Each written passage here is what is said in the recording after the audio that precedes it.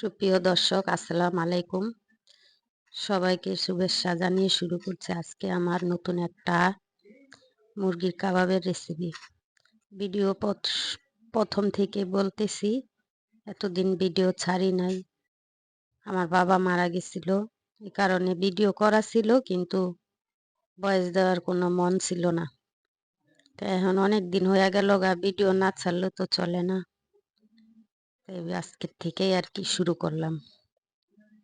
আপনারা সবাই আমার বাবার জন্য দোয়া করবেন, যাতে উনি জান্নাতবাসী হয়।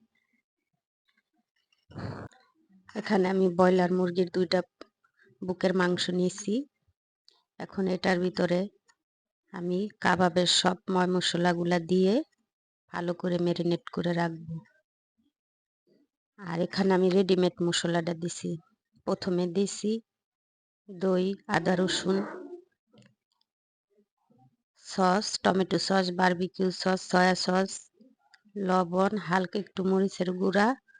আর এখানে ওই যে মশলাটা নিছি, বারবিকিউ মশলা নিয়ে এটাকে এই যে আমি ভালো করে ম্যারিনেট করে রাখলাম। এটাকে আমি ভালো করে ম্যারিনেট করে আমি একদিন রাখবো। যেমন আজকে বৃহস্পতিবার রাত্রে মিলায় রাখছি, শুক্রবার সন্ধ্যাবেলা আমি এটা ভাজবো।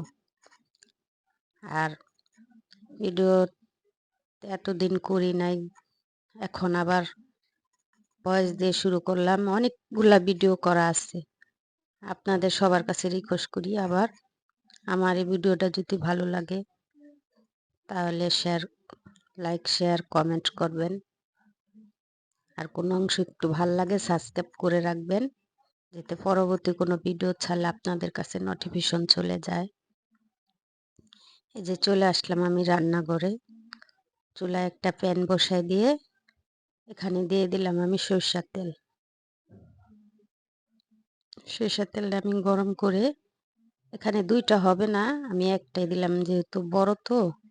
এখানে 800 গ্রাম, 1 কেজির একটু কম আছে, 200 গ্রাম কম আছে। তাই এটাকে আমি সরিষার তেলটা ভালো করে গরম করে এখানে দিয়ে দিলাম মুরগির রানের বুকের মাংসটা। আর এখানে আমি ব্রয়লার মুরগি নিচ্ছি, আর এই যে এখন আমি এটাকে ভালো করে তেলটা গরম করে দিয়ে দিলাম এই বুকের মাংসটা। এখন আমি এই যে দেখেন, আমার মুরগিটা ভালো করে ভাজা হয়ে গেছে। আর এই যে যখন ভাজবেন তখন একটু করবেন কি, তেল উপর দিয়ে দিবেন। এই যে দেখছেন, আমি উল্টে পাল্টে একদম ভেজে নিয়েছি। আর একটু পোড়া পোড়াই করবেন, আর ঢেকে দিবেন না, ঢেকে দিলে পানি উঠে যাবে। এই যে আমি দেখছেন পরে ঢাকছি, পানি শুকাইছে, তারপর আগে যদি ঢাইকা দেয় তাহলে পানি উঠে যাবে। পানিটা শুকানোর পর আমি একটু ঢেকে দিলাম। আর আমার বাবা মারা গেছে, কারোর সাথে শেয়ার করি নাই। শেয়ার করব যখন 40 দিন খাওয়ানো হইব, তখন আবার শেয়ার করব। যে মারা গেছে এটা আর কি শেয়ার করব, সে তো দুনিয়াতে চলেই গেছে একবারে। যে আমার মুরগিটা ভাজা হয়ে গেছে, এখন আমি এটা উঠাই ফেললাম। আরেকটা দিয়ে দিলাম এখানে, আরেকটা আমি দিয়ে দিব। এটাও ওরকম করে ভেজে নিব। এখন উল্টে নিছি।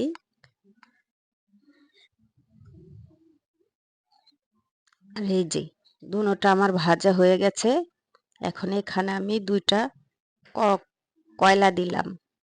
2টা কয়লা গরম করে এখানে আমি একটু সয়াবিন তেল দিলাম, আপনারা ঘিও দিতে পারেন।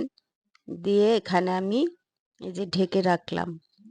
একদম একেবারে মনে হইব রেস্তোরাঁর মতো, একদম বারবিকিউ হোটেলের মতোই আর কি। পুরা খেলে বুঝবেন, আপনারা একবার এভাবে বাড়িতে বানিয়ে খাবেন। অযথা কেন হোটেল থেকে এত টাকা খরচ করে কিনে আনবো। আর এখানে যে আমি এই সস বানিয়ে নিলাম। মশলাটা ফেলে দিব না, এই মশলাটা সস বানালে অনেক ভালো লাগে খেতে।